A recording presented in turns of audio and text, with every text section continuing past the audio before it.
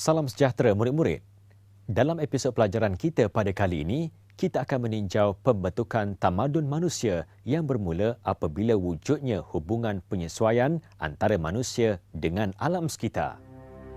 Manusia memilih kawasan yang memudahkan mereka menjalani kehidupan harian.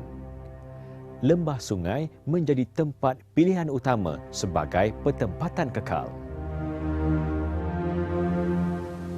Manusia tamadun awal memilih lembah sungai sebagai lokasi pertempatan kekal kerana kesuburan tanahnya untuk kegiatan pertanian, kemudahan bekalan air dan makanan,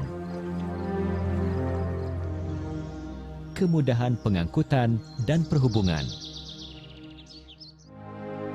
Faktor-faktor ini menjelaskan kepada kita mengapa keseluruhan tamadun awal manusia terbentuk di kawasan lembah sungai. Contohnya, tamadun Mesopotamia di lembah sungai Euphrates. Tamadun Mesir purba di lembah sungai Nil.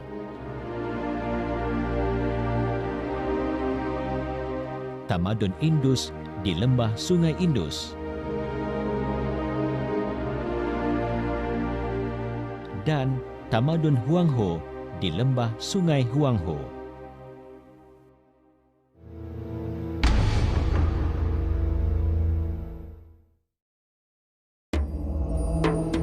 Tamadun Mesopotamia merupakan tamadun terawal di dunia yang berkembang pada tahun 3500 sebelum Masihi.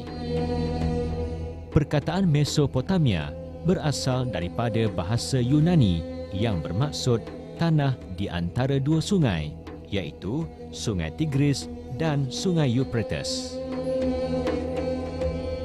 Kerajaan awal dalam tamadun Mesopotamia ialah Sumeria dan kerajaan yang terakhir ialah Chaldea. Tamadun Mesopotamia diperintah oleh 7 kerajaan, iaitu Sumeria, Akkad, Ur, Babylon awal, Kezites, Assyria dan Chaldea. Kerajaan Mesopotamia runtuh apabila berjaya ditakluki Parsi.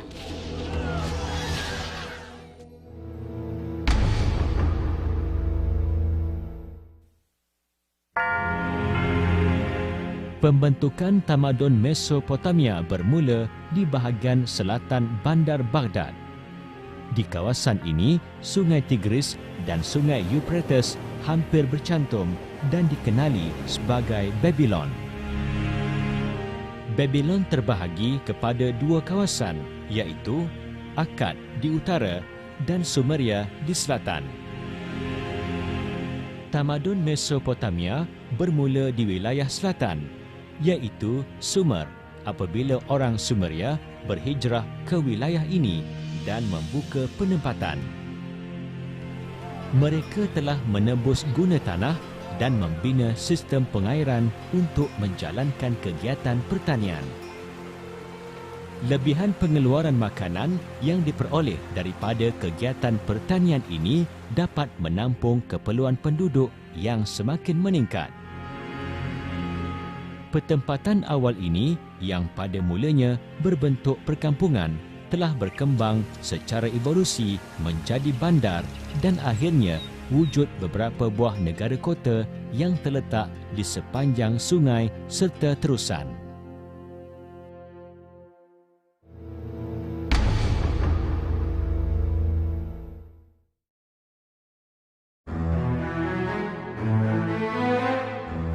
Tamadun Mesopotamia mempunyai beberapa negara kota seperti Nippur, Kish, Eridu, Mari, Lagash, Ur, Uruk dan Assur. Setiap negara kota ini terbahagi kepada kawasan utama yang mengandungi pusat kota, tembok, luar kota dan pelabuhan. Negara kota juga mempunyai kubu pertahanan dengan pelbagai bentuk pintu gerbang yang melambangkan kekayaan negara kota itu. Di dalam kota juga terdapat istana, rumah kediaman, rumah ibadat, rumah kedai dan pasar serta jalan-jalan yang lurus dan lebar. Pusat sesebuah kota ialah rumah ibadat yang menjadi tumpuan anggota masyarakat ketika itu. Negara kota merupakan sebuah kerajaan yang berdaulat dan mempunyai unit politik dan agama yang tersendiri. Negara-negara kota ini akan bersatu tenaga untuk berperang menentang musuh. Sistem pengangkutan utama dalam negara kota ialah kapal, pedati dan keldai kerana wujud sungai dan kawasan tanah pamah. Manakala wilayah-wilayah di sekitar sesebuah negara kota dihubungi melalui jalan laut.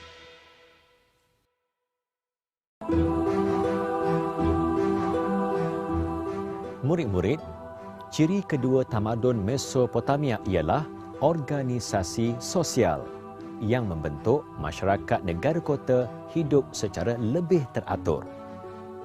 Masyarakat negara kota Mesopotamia dibahagikan kepada dua golongan, iaitu golongan pemerintah dan golongan rakyat.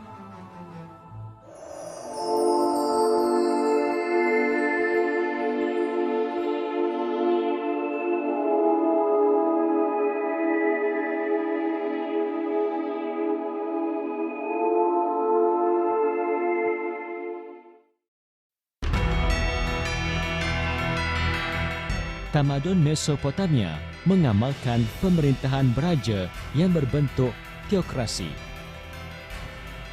Raja dianggap sebagai Tuhan atau wakil Tuhan dan pemilik negara kota.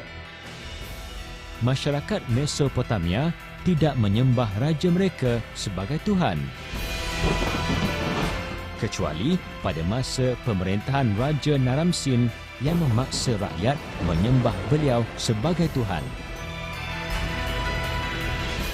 Antara peranan raja-raja Mesopotamia ialah ketua pentadbir, ketua tentera, ketua pendeta, melantik ahli keluarga diraja memegang jawatan, menentukan bentuk pentadbiran, berkuasa atas tanah, cukai, hasil pertanian dan perniagaan.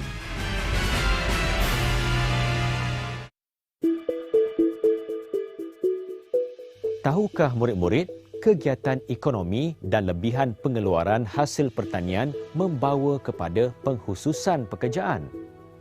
Ya murid-murid, anggota masyarakat Mesopotamia menjalankan pelbagai pekerjaan selain menjadi petani. Sebilangan anggota masyarakat menjadi peniaga, pedagang dan artisan. Masyarakat negara kota menjalankan perdagangan dengan kawasan sekitar Mesopotamia dan juga dengan kawasan lembah Indus. Barangan daripada luar Mesopotamia dibawa masuk seperti logam, kayu kayan, emas dan perak, ditukar dengan hasil pertanian Mesopotamia. Selain berdagang, masyarakat Mesopotamia juga membuat tekstil, tembikar dan alat keperluan harian serta tukang rumah. Sebilangan mereka juga menjadi tentera untuk mempertahankan negara kota daripada serangan musuh.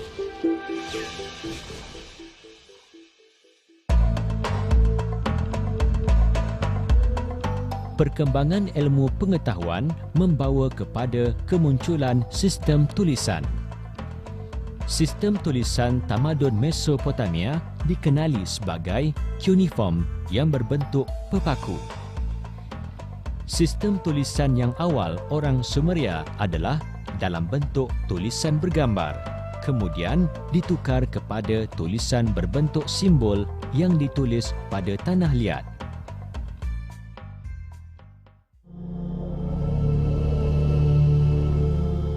Orang Sumeria menyembah tuhan-tuhan yang dianggap melindungi negara kota mereka. Mereka membina kuil-kuil di setiap negara kota. Kuil-kuil besar yang disebut zigurat juga dibina untuk memuja Tuhan. Zigurat dibina di atas sebuah menara yang berbentuk piramid setinggi 6 atau 7 tingkat.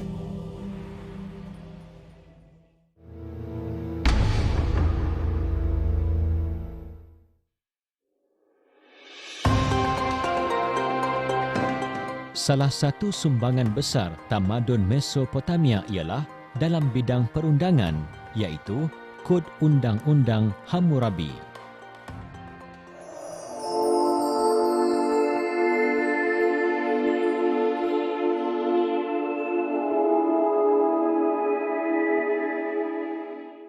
Undang-undang ini digubal semasa Raja Hammurabi berteraskan keadilan, hukuman dan denda setimpal kesalahan tetapi berbeza mengikut susun lapis masyarakat.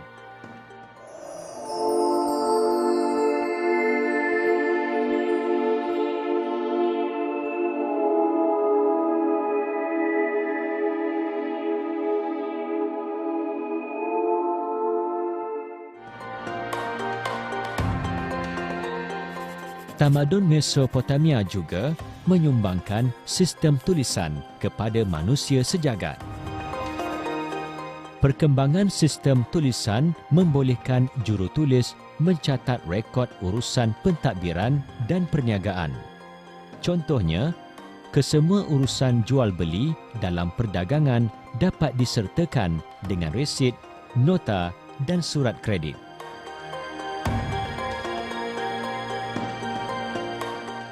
Sistem tulisan juga telah melahirkan tradisi kesusasteraan seperti Epik Gilgamesh yang tertua dan terkenal di dunia.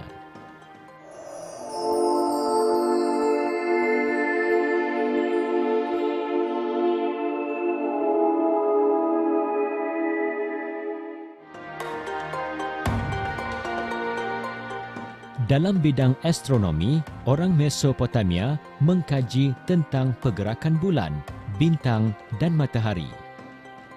Ilmu astronomi ini membolehkan masyarakat Mesopotamia menggunakan jalan laut.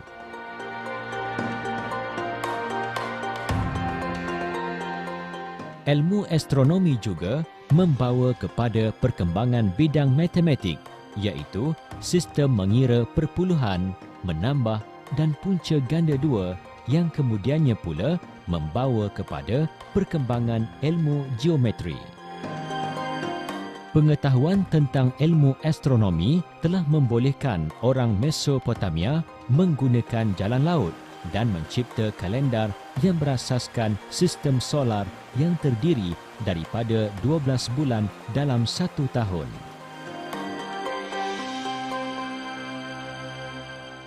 Ilmu perubatan berkembang semasa pemerintahan Kerajaan Assyria kerana kerajaan ini sangat mementingkan kesihatan anggota tenteranya. Lebih kurang 500 jenis ubat-ubatan dikatalog dan disampelkan kegunaannya. Panduan mengubati penyakit dengan ubat-ubatan tersebut juga dicatat untuk memudahkan pengamal perubatan mengikutinya. Orang Mesopotamia berjaya mencipta roda untuk kegunaan kereta kuda dan kincir air. Kincir air digunakan untuk mengalirkan air ke kawasan tandus dan mengairi kawasan pertanian.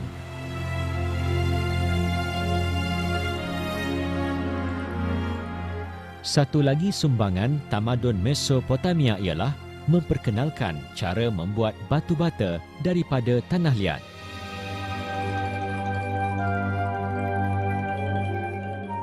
Dalam bidang seni bina pula, mereka telah mencipta arca dan tiang batu seperti patung Raja Gudia. Seni bina unggul tamadun Mesopotamia ialah zigurat. Murid-murid, Walaupun di Mesopotamia wujud sistem bandar, undang-undang, jual beli dan sebagainya, namun ini tidak bererti kemajuan dan ilmu itu hanya dikuasai oleh mereka. Sebaliknya murid-murid, kemajuan tamadun ini boleh dicapai dan dikembangkan oleh mana-mana bangsa di dunia ini sekiranya wujud usaha yang gigih serta keyakinan diri yang tinggi. Keagungan sesuatu tamadun itu tidak akan dapat dinikmati oleh generasi sekarang sekiranya tiada pemimpin atau tokoh pada masa itu yang menyedari tentang kepentingan memelihara warisan serta khazanah bangsanya. Kesimpulannya, dapat dikatakan bahawa tamadun Mesopotamia telah memberikan sumbangan besar kepada peradaban dunia hari ini. Inilah yang kita warisi masa kini dan harus dipelihara demi warisan generasi akan datang. Apakah kerjaya masa kini yang ada hubung kait dengan ilmu yang telah murid-murid pelajari? Antara kerjaya yang masih relevan ialah hakim, arkitek, doktor, penulis dan peniaga. Sekian untuk kali ini. Selamat belajar dan jumpa lagi.